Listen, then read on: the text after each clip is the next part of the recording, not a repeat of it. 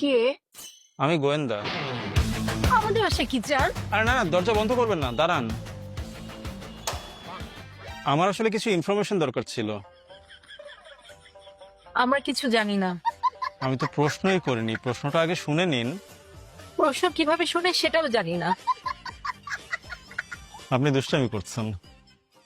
দুষ্টুমি কিভাবে করে সেটাও জানি না। এটা কি জানি না শুরু করেছেন? হ্যাঁ দেখুন, আপনি যদি আমাদেরকে সহযোগিতা না করেন তাহলে তো আপনাদেরকেই আমাদের গিলটি মনে হবে। আপনারা কি অপরাধী? অপরাধী কিভাবে হয় সেটাও জানি না। অপরাধী হয় অপরাধ করলে।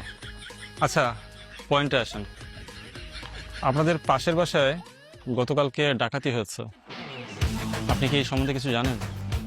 ডাকাতি তো করেছে ডাকাত, তাহলে আপনি এ বিষয়ে ডাকাতকে জিজ্ঞেস করুন। ডাকাতকে তো পাচ্ছি না। কেন পাচ্ছেন না?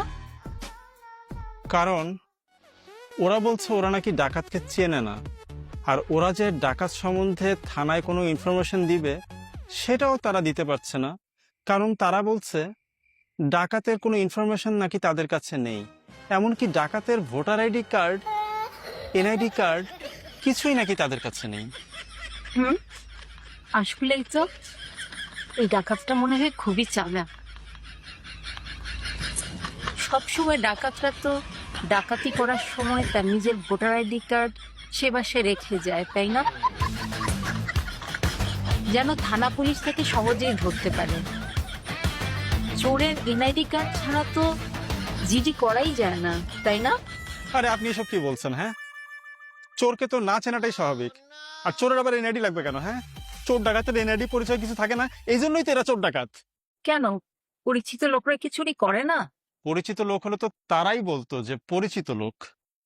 এমনও তো হতে পারে তারাই চুরি করে অন্য কাউকে চোর বলছে। এইভাবে তো ভাবেই নাই। আচ্ছা, আমি গোয়েন্দা নাকি আপনি গোয়েন্দা? হ্যাঁ, আপনি তো বললেন আপনাকে সহযোগিতা করতে। যা বাবা, এখন আবার কি সমস্যা? পাশের বাসায় ডাকাতি হয়েছে, আপনি এই সম্পর্কে যা যা জানেন বলেন। ওই বাসায় সিসি ক্যামেরা নাই? ওই বাসায় যদি না থাকে, ওই বাসার আশেপাশে কোনো সিসি ক্যামেরা নাই, সেখান থেকে আপনি কোনো ইনফরমেশন পান না?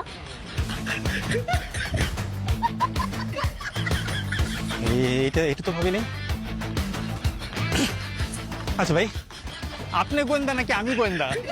গোয়েন্দা তো আপনি, আপনারা আইন শৃঙ্খলা বাহিনীর লোক, কিন্তু আপনাকে আমার কেন এগুলো বলতে হচ্ছে?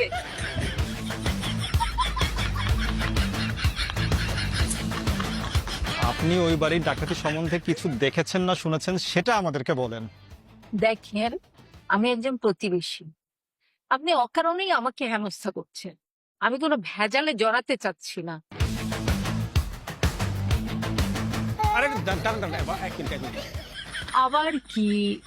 আচ্ছা, আপনি কিছু দেখেননি এটা আমি বুঝেছি, কিন্তু গতকাল রাতে যে পাশের বাসায় একটা ডাকাতি হয়েছে, আপনি কোনো কিছু শুনেছেন? আমি কিছুই শুনিনি। সে কি, এত বড় একটা ডাকাতি হয়ে গেল, আপনারা কিছুই শোনেননি? আমি তো কিছু শুনিনি, আর আমার ধারণা কেউই কিছু শুনতে পায়নি। কেন কেন? শুনেন, গতকাল রাতে আমাদের পাশের বাসা থেকে এমন গোলাগুলির শব্দ আসছিল যেটা হয়তো আমাদের এলাকার থানাতেও শোনা যাচ্ছিল। আর ওদের বাসা থেকে এমন চিল্লাচিল্লির আওয়াজ আসছিল।